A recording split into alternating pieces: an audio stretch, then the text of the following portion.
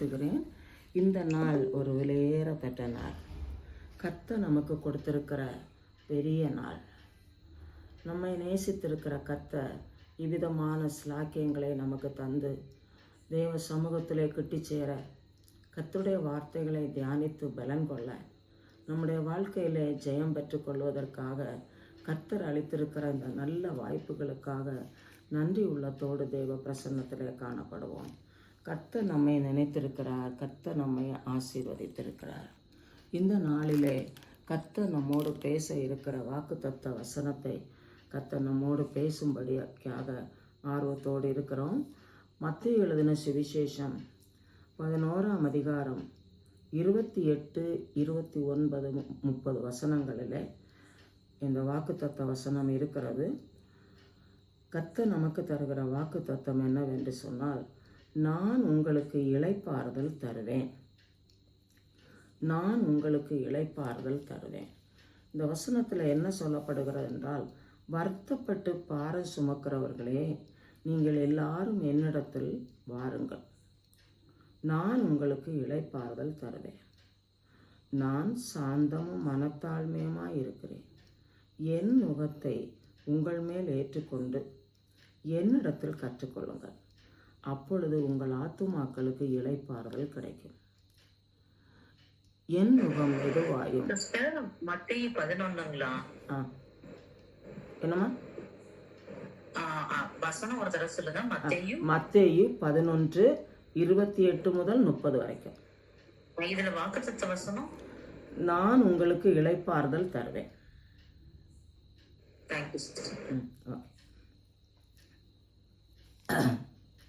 நான் என் நுகம் மெதுவாயும் என் சுமை லகுவாயும் இருக்கிறது.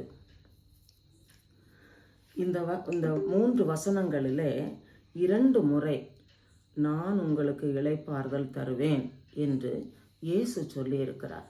இயேசு இந்த உலகத்தில் வாழ்ந்த நாட்களிலே அநேக போதனைகளை கொடுத்தார்.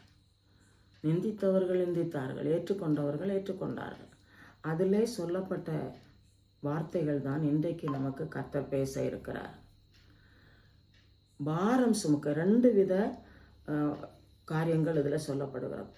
நான் உங்களுக்கு இளைப்பாறுதல் தருவேன் என்று முதலாவது சொல்லுகிறார். என்ன என்றால், பாரம் சுமக்கிறவர்கள் என்னிடத்தில் வாருங்கள். 2வது என்ன சொல்லுகிறார் என்றால், நான் சாந்தமும் மனத்தாழ்மையுமாயிருக்கிறேன். என் நுகத்தை உங்கள் மேல் ஏற்றுக்கொண்டு என்னிடத்தில் கற்றுக்கொள்ளுங்கள், அப்பொழுது உங்கள் ஆத்துமாக்களுக்கு இளைப்பாறுதல். 2வது உள்ள வாக்கு தத்துவத்துக்கு எப்படி சொல்லுகிறார் என்றால், உங்கள் ஆத்துமாக்களுக்கு இளைப்பாறுதல் கிடைக்கும். முதலாவது என்னன்னா, இயேசுவிடத்தில் பாரத்தோடு வரும்போது, இந்த உலகத்திலே மனுஷன் பலவித பாரங்களை உடையவனாய் வாழுகிறான். பாவ பாரம் அது பெரிய சுமை.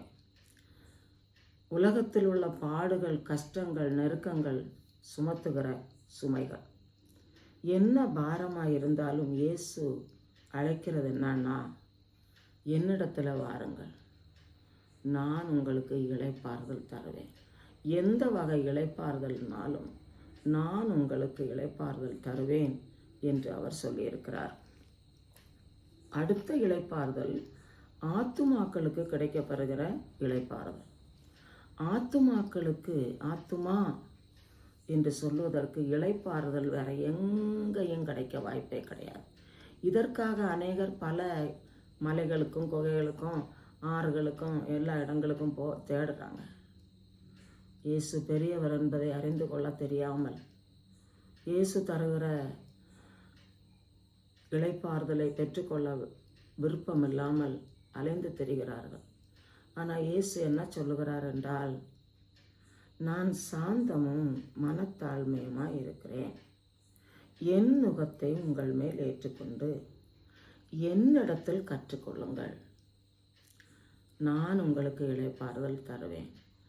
இப்போ என்னிடத்தில் கற்றுக்கொள்ள என்ன இயேசு சொல்லுகிறார் என்றால், அவர் 2 காரியங்களை சொல்லியிருக்கிறார். நான் சாந்தமும் மனத்தாழ்மையுமாய் இருக்கிறேன். இயேசு கிறிஸ்து பெரியவர், உன்னதமானவர், உன்னதங்களிலே இருக்கிறவர். பிதாவாகிய தேவன் மனுக்குலத்தை நேசித்து இயேசுவை மனிதனாகும்படிக்கு இந்த உலகத்துக்கு அனுப்பினார். அவர் விண்ணுலகை விட்டு வெறுத்து வெறுமையாக்கி இந்த உலகத்துக்கு வந்தார். வந்து அவர் சொல்லுகிறார், நான் சாந்தம் உடையவர். இந்த சாந்த குணம் என்ன அப்படின்னா சுய கட்டுப்பாடு. பிதாவின் சித்தம் செய்வதற்கு எந்த மேன்மையும் துறந்து அர்ப்பணித்த தாழ்மையான அர்ப்பணிப்பு, மென்மையான சுபாவம். வசனங்களிலே சொல்லப்படுகிறது, அவர் இரக்கமும் மன உருக்கமும் நீடிய சாந்தமும் மிகுந்த கிருபையும் உள்ளவர் என்று சொல்லப்படுகிறது. சேவை மனப்பான்மை, பணிவுடை ஆவி உடையவர். சிலுவை பாடுகளில் அவர் காண்பித்த எடுத்துக்காட்டு மிக முக்கியமானது. இயேசுவை அடித்தார்கள், உமிழ்ந்து துப்பினார்கள், கன்னத்தில் அறைந்தார்கள், சரீரம் முழுவதும் காயப்பட்டது. இந்த காயங்கள் எல்லாம் பொறுமையாய் சாந்தமாய் சகித்தார். அவர் பழி வாங்கணும்னு நினச்சா அவர் ஒரு மூச்சு விட்டா போதும், அப்படியே எல்லாம் செத்து போயிடுவாங்க. ஆனால் எல்லா மனிதரும் சமாதானம் பெற்றுக்கொள்ள இயேசு கொடுக்கிற நித்திய இளைப்பாறுதலை பெற்றுக்கொள்வதற்காக இவ்வளவு பாடுகளையும் ஏற்றுக்கொண்டு அவர் சொல்லுகிறது என்னவென்றால், நான் சாந்தமுள்ள மனத்தாழ்மை உடையவராயிருக்கிறேன். இவர் எப்படி சேவை புரியும் மனப்பான்மை. சீஷர்களுடைய கால்களை கழுவினார். கால்களை கழுவிட்டு என்ன சொல்லுகிறார் என்றால், நானே உங்களுக்கு செய்தேன் என்றால் நீங்களும் ஒருவருடைய கால்களை கழுவுங்கள்.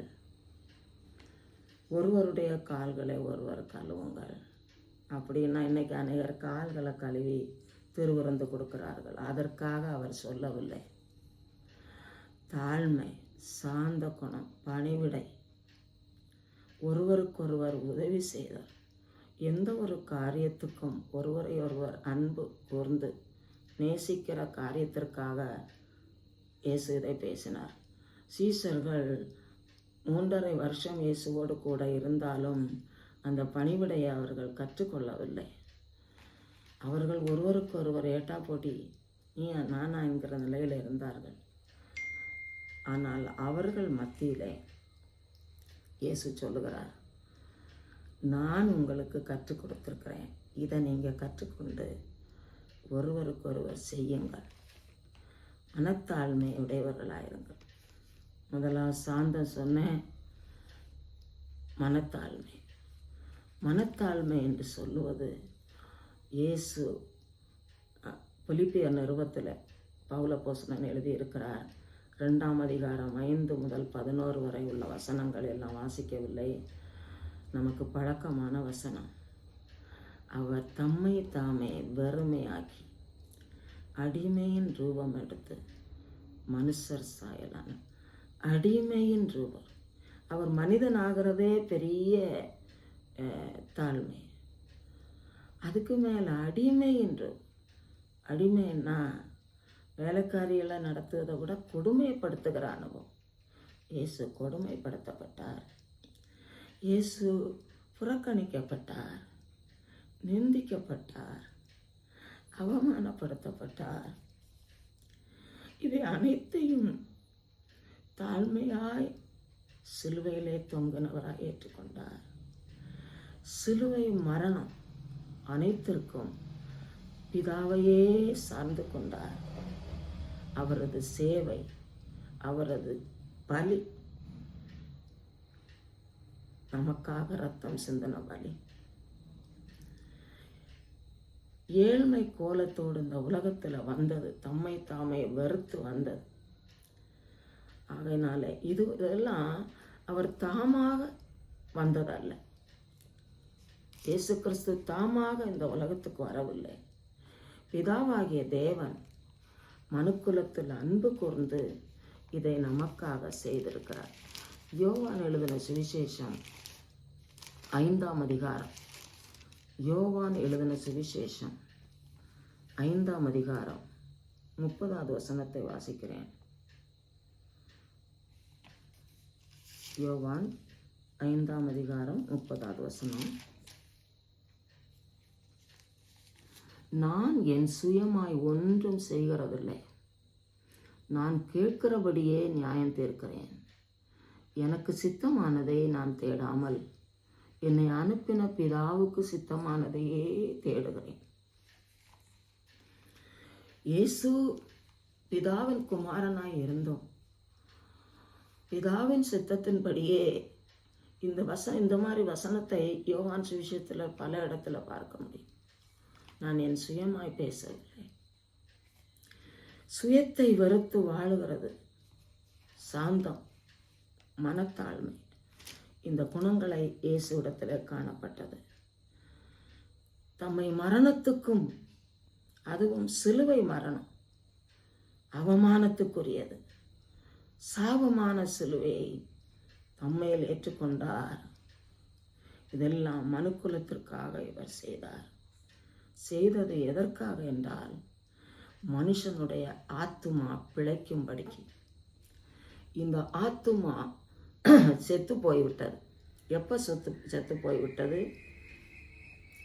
ஆதாம் ஏவாள் கீழ்ப்படியாமை காண்பித்த போது ஆத்துமா செத்தது.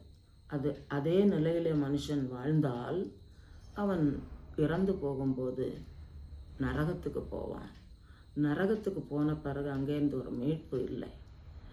இந்த மீட்பை மனுஷன் பெற்றுக்கொள்ள வேண்டும். பரலோக மேன்மை, பரலோக மகிமையிலே நித்தியமாய் மனுஷன் வாழ வேண்டும் என்பதற்காக பிதாவாகிய தேவன் மனுக்குலத்தை நேசித்து இயேசு கிறிஸ்துவை இந்த பாடுகளுக்கு நேராக நடத்த நேர்ந்தது. மட்டுமல்ல, ஆத்துமாவுக்கு இளைப்பாறுதல். எந்த நேரத்திலே நாம் நொந்து போய் எனக்கு யாரும் இல்லையே, யாரிடத்துல இந்த காரியத்தை சொல்லலாம் என்று இருக்கும்போது நமக்கு துணையான இயேசு இடத்திலே எதையும் எப்போதும் பேசுவதற்கு, அதை கேட்பதற்கு ஆயத்தமாய் இருக்கிற சர்வ வல்ல இயேசு கிறிஸ்து.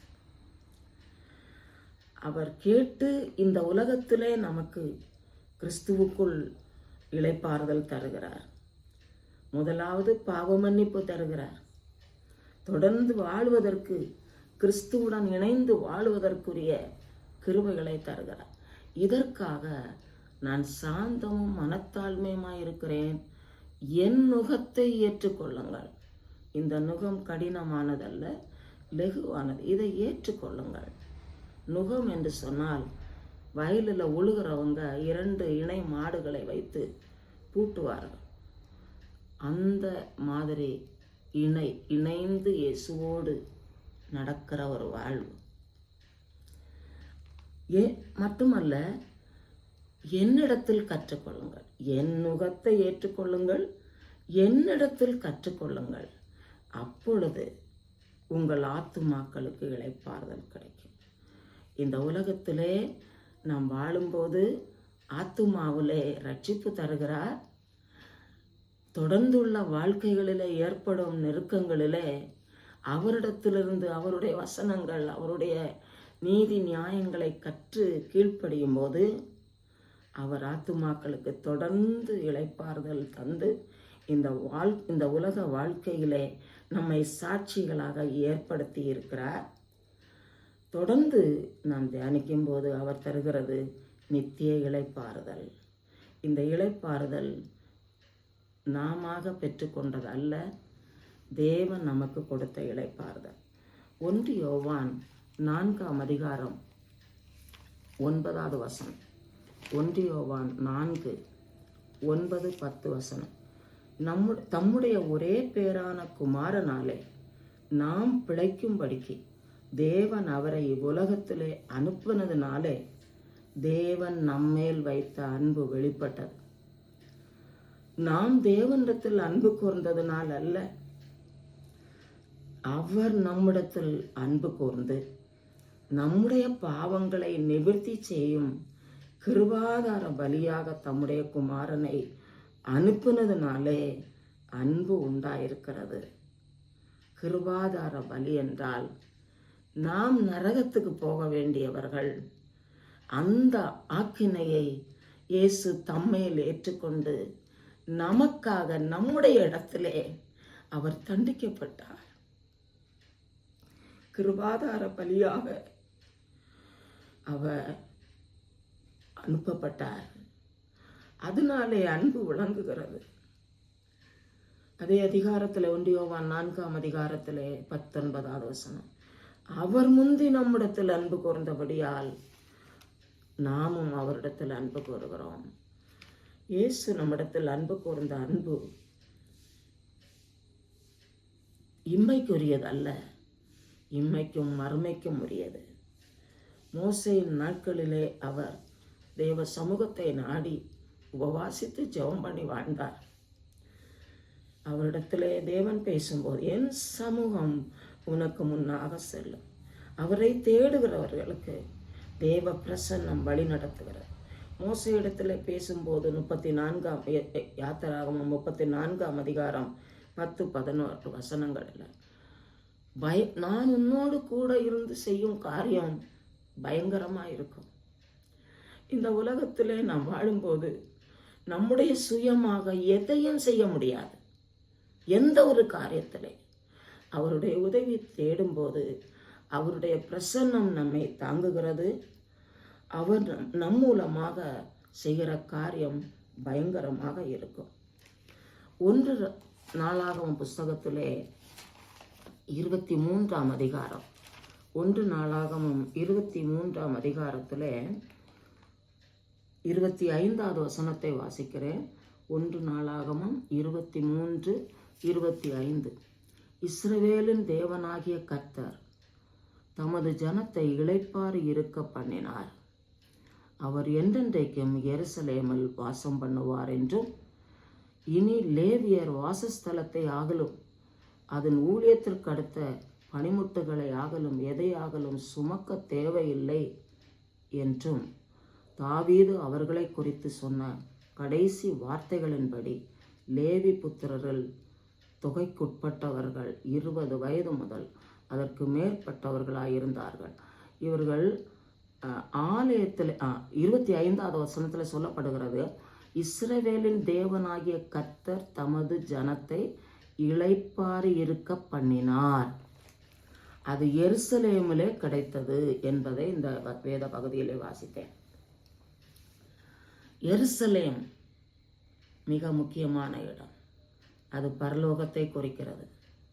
பரலோகத்தில் நித்திய காலமாக வாழ்வதற்கு கர்த்தர் நமக்கு இந்த ஸ்லாக்கியத்தை ஏற்படுத்தி இருக்கிறார். நான் உங்களுக்கு இளைப்பாறுதல் தருவேன். நாம் பாரத்தை சுமக்க அவசியமில்லை. அவருடைய நுகத்தை ஏற்றுக்கொண்டு அவருடைய